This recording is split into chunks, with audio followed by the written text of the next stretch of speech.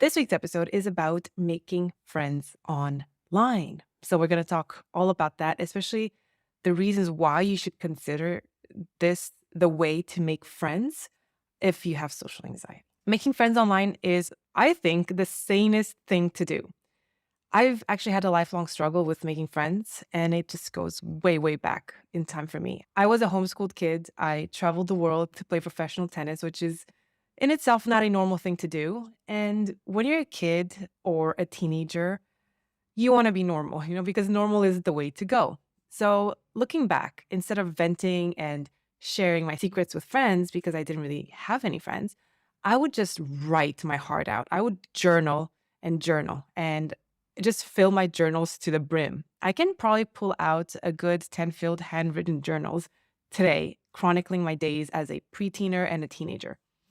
But everything changed once I found the online blogging world. And yeah, luckily I wasn't sucked into the predatory discussion forums of the 90s. But I started blogging about my personal drama around 16. I guess I never stopped. I'm blogging to this day. But I like to think I've evolved from gossiping about boys. Now, at the time, I had a blog on Xanga. I would just post all my drama posts there. I had a blog on LiveJournal where I posted my poems, and I also had one on WordPress, which was geared toward my deep thinking posts. Now, looking back at all of these posts and my journal entries, I realized I was a lonely girl. And given that, I felt the need to log back into Xanga and pull some of my few archived posts from when I was 16 years old and see if I mentioned anything about my challenge with making friends. And I found a couple of excerpts. So you can see this one from 2005, how I'm struggling with finding real friends. I say, I'm in Texas right now at a new tournament. I met some new people, but I find it hard to make new friends for some reason. I'm also trying to avoid people that I know, which is hard to explain. In this short post, I opened up about my difficulty making friends. And even though I was traveling and I was meeting a lot of new people, I could not connect. And obviously, it has a lot to do with my background, moving internationally several times, playing tennis, not having a strong foundation in terms of who I am as a person really held me back. And I can see that, 2005, that's a long time ago. And it's something that I still carry with me today. Then I found another blog post and I wrote this almost a decade later. So this is like 2014. And in this post, I say, I've always been an introvert. And from a very young age, I accepted the fact that it would be very difficult for me to make friends. Being sensitive and highly emotionally intelligent has definitely made it a challenge for me to form friendships. I take things very personally. I don't accept rudeness. I don't accept inconsiderate people. I don't like closed-minded individuals who only live in their bubbles. I don't accept materialistic worldviews. And I certainly don't accept anyone who denies facts vehemently. Like, wow, that's a big word. No wonder I have a problem. Couple that with the fact that my idea of fun is to study, and you have a recipe for disaster. Sure, I have a lot of acquaintances, but I cringe at the thought of spending more than a few hours with any of them. Yeah, that's loaded, isn't it? This is college me, not teenager me, college me, being vulnerable and opening up online to strangers because I was unable to do that with people that I was interacting with on a daily basis. I wasn't able to make any friends. I still feel bad about, I guess, even 10 years after graduating, that I walked away from college without any friends. And I don't know, that's not a common experience at all. That's not something that you usually would find. And it's why it's such a deep wound for me when I see others having their reunions, going to alumni parties, traveling with their sorority or fraternity from like 10 years ago. And I just never had that experience. And I have, deep shame about it because I feel like there was just something wrong with me. And I was just unable to build friendships. Now, the common thread throughout all those years was my strong need to connect with people. So even though I had a hard time, I really wanted to. I just never really knew how. At some point, I realized that the online medium was the perfect way to do that. In this world, the online world, I could truly be myself without really too many consequences to it. I loved connecting with people online because I didn't have to actually go out and socialize with them, right? Having that introvert hangover, I didn't have to experience that. I could read their blogs and get to know them at a much deeper level than I otherwise would in real life, potentially because people open up through the written word more easily than in person. And if I realized that the friendship wasn't moving forward, I just didn't have to feel bad about quitting their blog, which is also known as ghosting these days, right? I could just disconnect and disassociate and just not connect with them online anymore. And it also helped me realize fast enough who I liked and who I didn't like simply by reading their thoughts. That's a huge component of the person that you're connecting with, right? Their ideology, their worldviews, their opinions. Are you clicking on that? So for many years, I actually stayed in touch with many of the bloggers I met on these websites, even though we all moved on from journaling. And to this day, I find many of them very inspirational, and I'm glad they came into my life, even though I never met any of them offline. Since I've started sharing pieces of myself publicly and making content to help people, I've been more inclined to meet online people offline, right? So that is my inclination these days, is to try to meet people offline, mostly because I now realize how difficult it is to find people in the real world to connect with, right? So if I find someone that I really like online, I will do my best to meet them offline. And the reason why is because I'm in a phase of life where most of who I am doesn't make sense to other people. I'm self-employed, sometimes a freelancer, sometimes not. I quit a successful career in the States to live a more simpler life here in Europe. Most people just don't understand that. In general, I create content on social media platforms more than I digest them, which is, the opposite of most people. I have 2 kids in my early 30s, and I have 4 nationalities flowing through me. So as a whole, I don't make much sense to people, which is why there's always a initial disconnect. So I understand why I can connect with the people on my street. And, interestingly enough, because of the international moves I made throughout my life, most of my relationships are now long distance, right? So most of my friends are in, you know, across the world. So rarely do I get to meet up with my friends in real life. So the only way to keep my relationships strong is to invest in them online. Now, this episode is not about that. It's about meeting new people and making friends directly through the online space as a starting point, especially if, like me, you live a non-conforming life that deviates from what normal looks like, making it harder to connect with the people around you. But also, if you have social anxiety, very important, because you'll see that if you have social anxiety and you have a hard time making friends, this might be the best way to move forward. So there's no taboo around making online friends, I promise.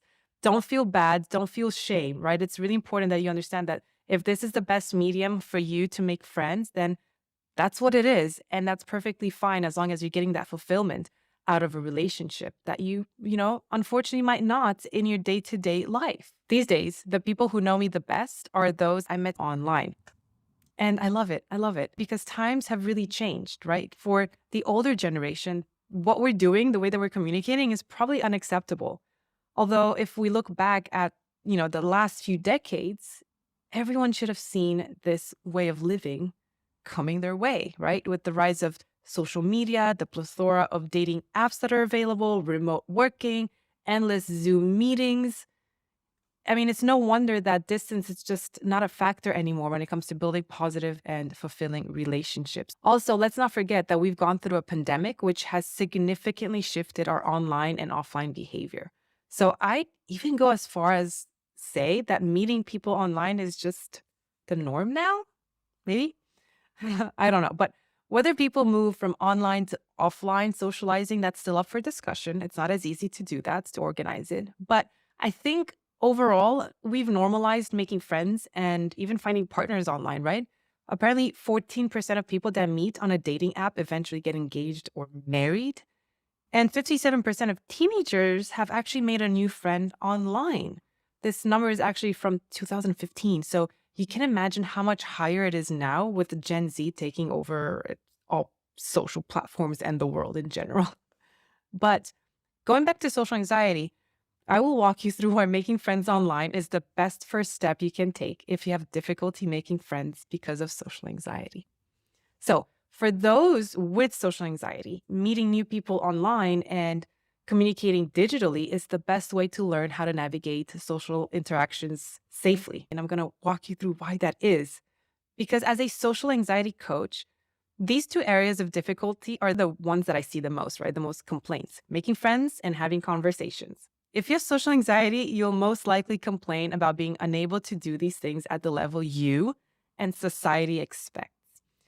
This is where digital communication becomes a great playground that facilitates friendships and conversations. So I'm going to walk you through two scenarios, and you can let me know which one you feel more comfortable with. Okay? So scenario one, a friend invites you to a party or an event and you decide to go, right? Yay, I got invited and I'm just going to say yes. And you know that avoiding social outings will only worsen your anxiety. So you make a point to leave the house. You're like, I'm going. It's fine. Whatever happens, happens. And you might know a person or two there enough to get you going. But the moment you get there, you immediately feel out of place. People are off in groups. The friend that invited you is doing their hosting thing. You're left stranded trying to make small talk. It's just a horror show. And if you haven't left the party by now, you're brave because conversations are superficial. People are talking about things you're not interested in, and you're just unsure of what to say.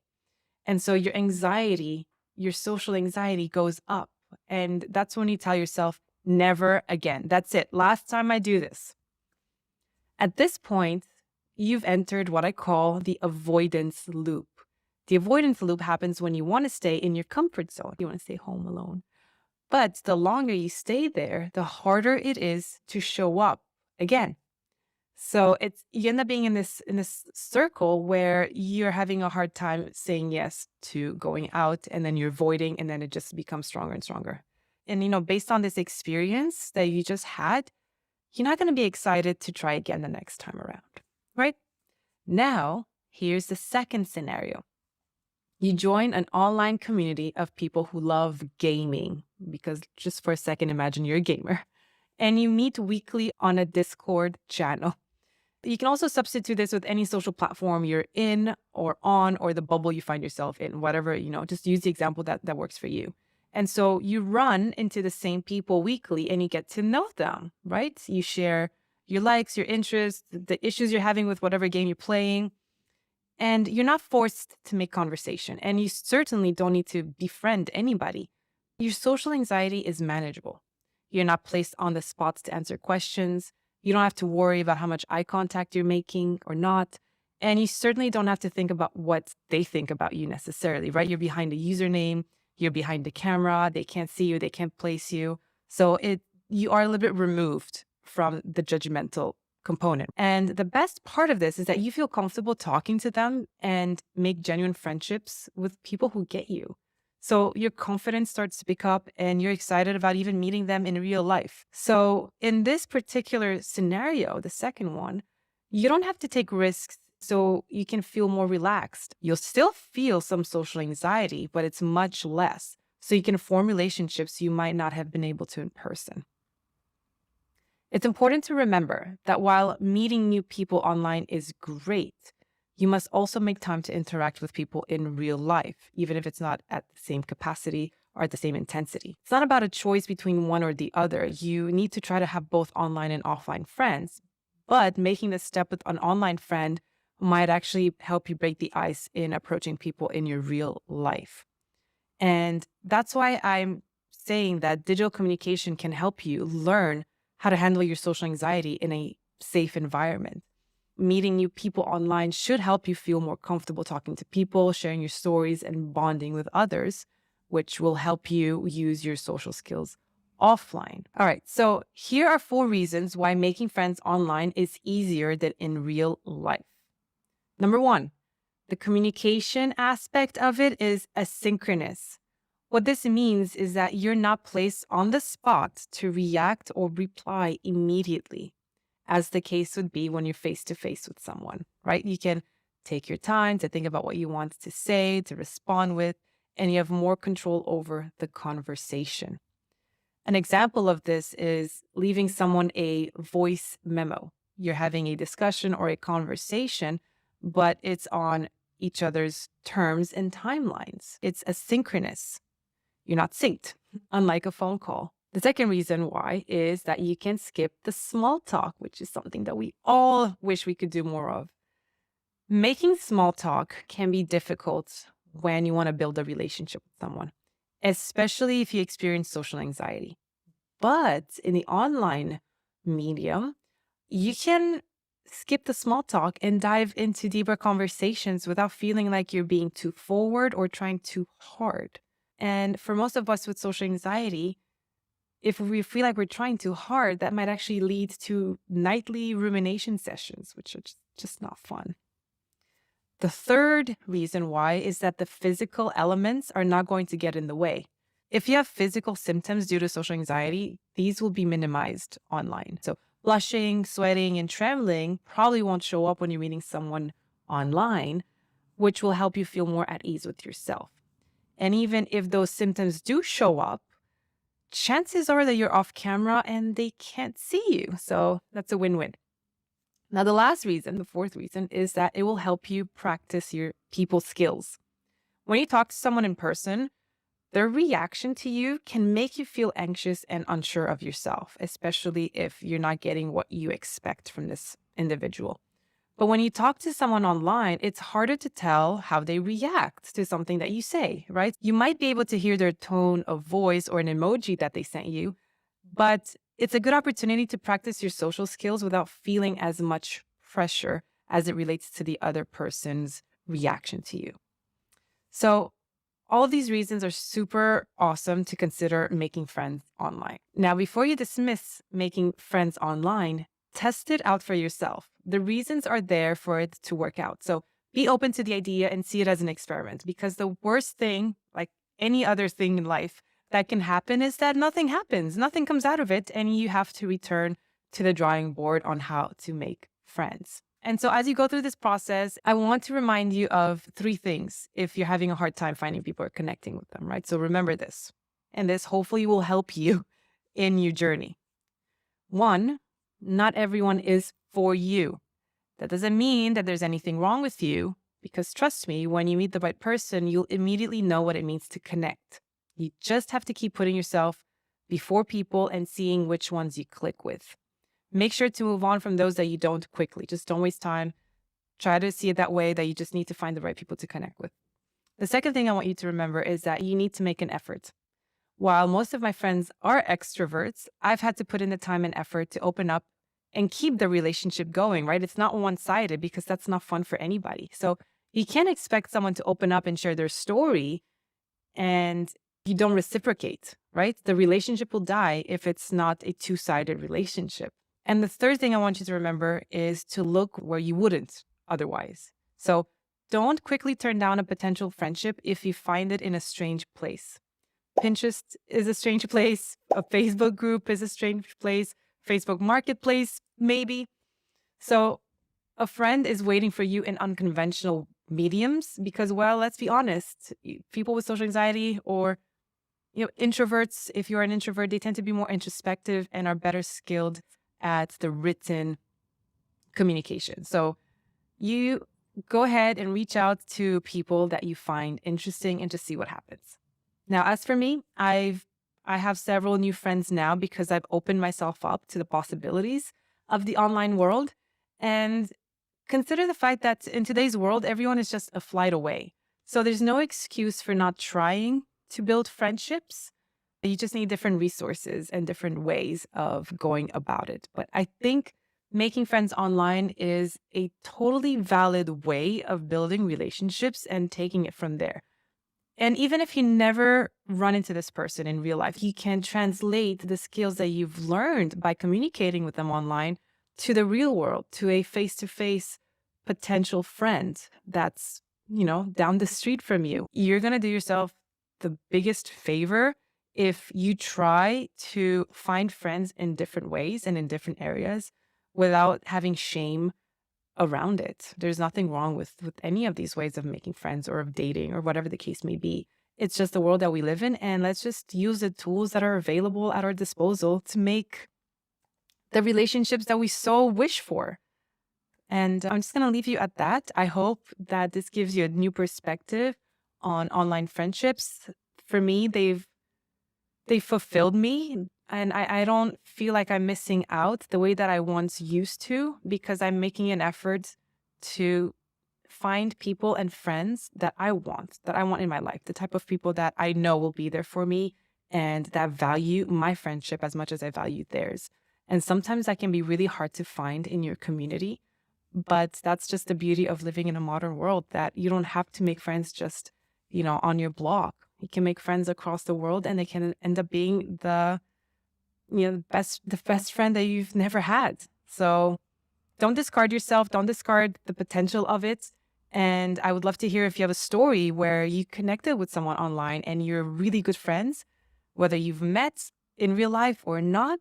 I'm curious because most of my friendships are now online, and I honestly wouldn't have it any other way. So that's it for this week's episode. Happy birthday to me. And I hope I'll see you here next week on the You Are Worth Knowing podcast. Bye.